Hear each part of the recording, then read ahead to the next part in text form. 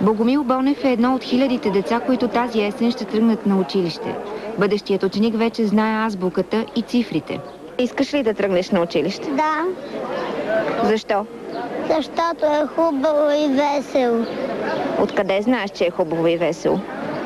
Защото те учат на много неща и почваш да пишеш много добре и ти пишеш много шестици. 6-годишният Богомил усилено се подготвя да стане първокласник. Купих си учебници, блокове за рисуване, фломастри, моливи и вода. Едно от любимите му занимания е да разглежда книгите на площад Славейков. Богомил има и други любими игри. Жумичка, криеница и сляпа баба. Богомил е детето избрано да рецитира "Аз съм българче" на церемонията по честванията на 24 май. Любимото му стихотворение обаче е друго. Сега ще ви кажа едно красиво стихотворение. Когато си беден, когато си слаб, когато трепериш за къщето хляб, когато от всякъде кой как свари, превъвате с крак и ти удриш шамар.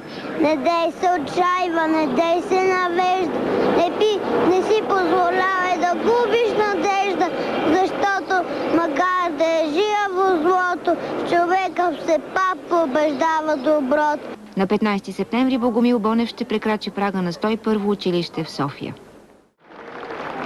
Изпълнение на стихотворението "Аз съм българче" от Иван Вазов от Богомил Бонев на 6 години.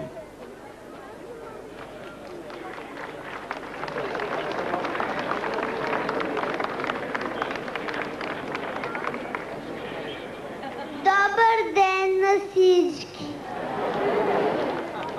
Искам да ви кажа едно много хубаво стихотворение. След много време аз като порасна ще намеря всички букви. И затова ще ви кажа стихотворението "Азбука". Аз съм българче. Аз съм българче и обичам нашите планини зелени. Българин да се наричам, първа радост е за мен. Аз съм българче свободно, край свободен аз живея. Всичко българско и родно, любя, тача и милея. Аз съм българче и расна, ни велики славно време.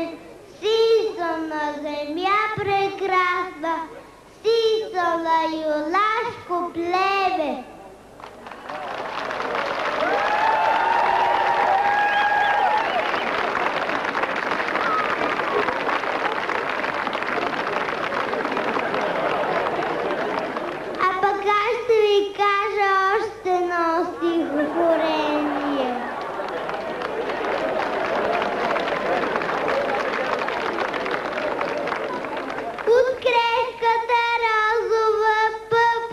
Разтъфа, разкоше цветът, от малката първата стъпка започва най-дългия път.